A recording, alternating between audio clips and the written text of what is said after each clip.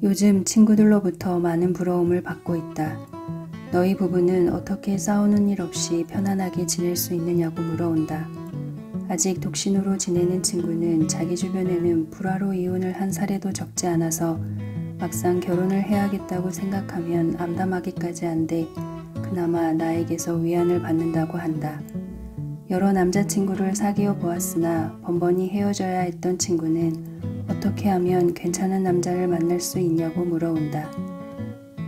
또 다른 친구는 용하다는 점집을 몇 군데씩 돌아다니며 궁합을 보기도 하는데 반은 좋다고 하고 반은 나쁘다고 하니 어떻게 해야 할지 모르겠다며 고민한다. 우리 부부는 대학 2학년 때 만나 8년의 연애 끝에 결혼하였다.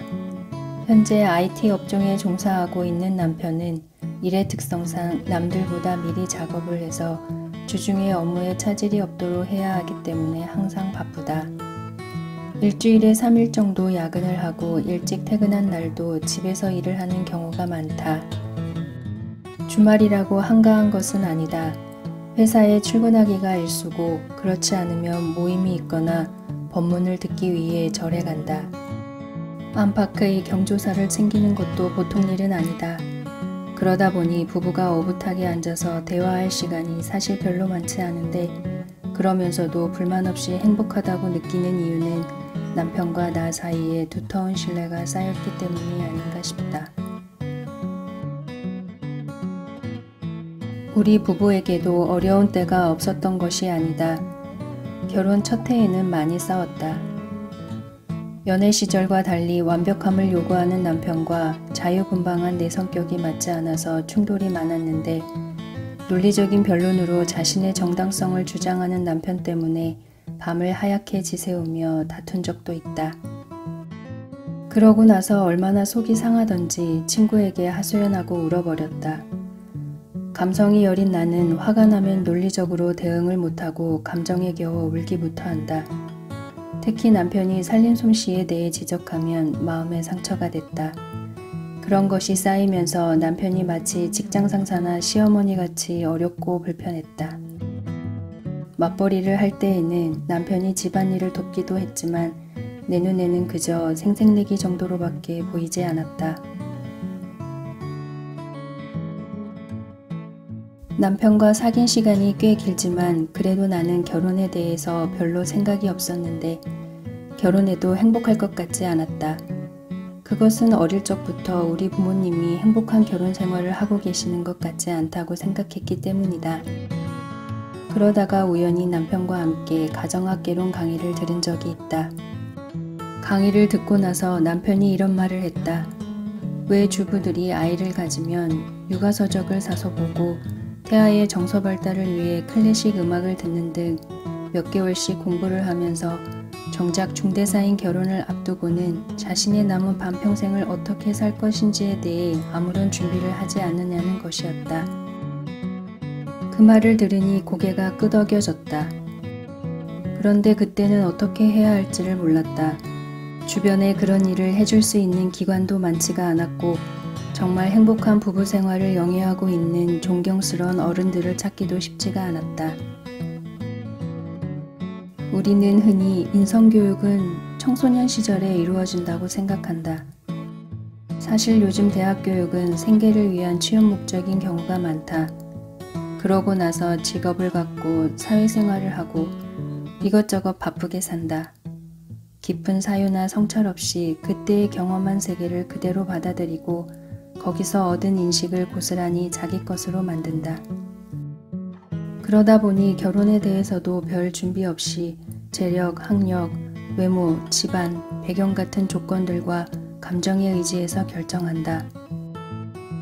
요즘 젊은이들 사이에서 인기가 있다는 결혼 전문 소개업소에서는 회원들의 신상에 관한 세밀한 자료를 가지고 있다고 하는데 거기에도 상대방의 인품과 지혜와 덕이 어느 정도라는 것은 나타나 있지 않고 또 결혼 생활을 시작하기 전에 어떤 정신적인 공부가 필요하고 어떤 마음을 준비해야 하는지도 제대로 가르쳐주지 않는 것 같다. 결혼 후 남편과 함께 생활 속에서 수행하는 법을 공부하게 되었다. 그러면서 크고 작은 변화를 겪었다. 처음 1, 2년 정도는 수행이 무엇인지 알지 못했고 남편의 마음과 나의 마음이 맞지 않아 갈등이 많았는데 법문을 들으러 한 번, 두 번 다닐 때마다 인생의 지혜가 새록새록 쌓이는 것을 느꼈다. 그렇게 5년이 되었다. 부처님의 말씀을 듣고 또 그것을 생활에서 실천하는 도반들과 꾸준히 대화하면서 다른 부부들은 어떻게 수행하고 결혼 생활의 위기를 어떻게 넘기는지를 배울 수 있었다. 남편은 결혼 생활이라는 것이 회사처럼 완벽하게 돌아가야만 하는 것이 아니라 미완성의 두 사람이 만나 점점 완성을 향하여 가는 것이구나 하고 깨닫게 되었단다. 나 역시 점점 자신만의 벽을 허물고 남편과 식구들을 이해하고 포용하게 되었다. 이제 남편은 마음에 안 드는 부분이 있어도 한 번 더 참아주고 부드러운 말로 충고해준다. 그러면 받아들이는 나도 거부감 없이 나를 돌아볼 수 있다. 그러면서 잘못된 행동을 고쳐나간다. 깔끔한 것을 좋아하는 남편을 위해 집안을 깨끗하게 청소하면 남편은 집안이 깨끗하니까 마음도 밝아지는 것 같다면서 전에 없이 고맙다는 말을 한다. 그렇다고 내가 매일 집안을 청소하거나 집안일을 더 잘하게 된 것은 아닌데 사소한 것이라도 고마워하고 그것을 진심이 담긴 말로 표현하는 것이 우리 부부의 관계를 더욱 돈독하게 해주었다. 나는 요즘 가끔 하원에 가서 꽃을 사다 화병에 꽂는다. 퇴근하는 남편이 화사한 느낌을 받았으면 좋겠다고 생각하면서 말이다. 우리 부부는 이제는 서로에게 감사하는 마음이 가득하다. 어떻게 내가 이번 행운을 잡을 수 있었는지 참 신기할 뿐이다.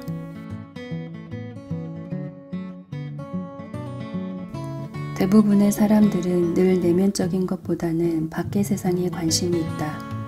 눈이 항상 밖을 향하고 있다. 부부가 되어서도 항상 상대를 바라본다. 나의 말과 행동보다는 상대의 언행에 더 신경을 쓴다. 마치 나의 행복이 상대에게 달린 것처럼 상대가 달라지면 지금의 어려움이 사라지고 세상이 바뀔 것처럼 말이다. 하지만 그렇지가 않다. 나 자신을 바꾸는 것이 우선이다. 그렇게 내 생각이 달라지면서 한쪽만 보던 편견에서 벗어나 바로 볼 수 있다. 그렇게 하면 나를 대하는 상대가 바뀌게 되는 것이다. 이런 과정은 돼지저금통에 동전을 넣는 것과 같아서 당장은 보이지 않지만 한 번, 두 번 쌓이고 쌓여 반드시 눈에 띄는 결과를 얻게 되는 것이 세상의 법칙임을 알겠다. 내가 만일 결혼 전에 이런 것을 배웠더라면 초기의 어려움을 조금은 더 쉽게 극복할 수 있지 않았을까 싶다. 부처님께서는 인생의 덧없음을 설하시면서 삶이란 마치 가마를 타고 가다가 문틈으로 바라본 순간과 같이 찰나의 것이라고 말씀하셨다. 서로 부딪히고 갈등하고 질투하고 원망하고 분노하고 눈물을 흘리며 살기에 인생은 너무나 짧지 않은가.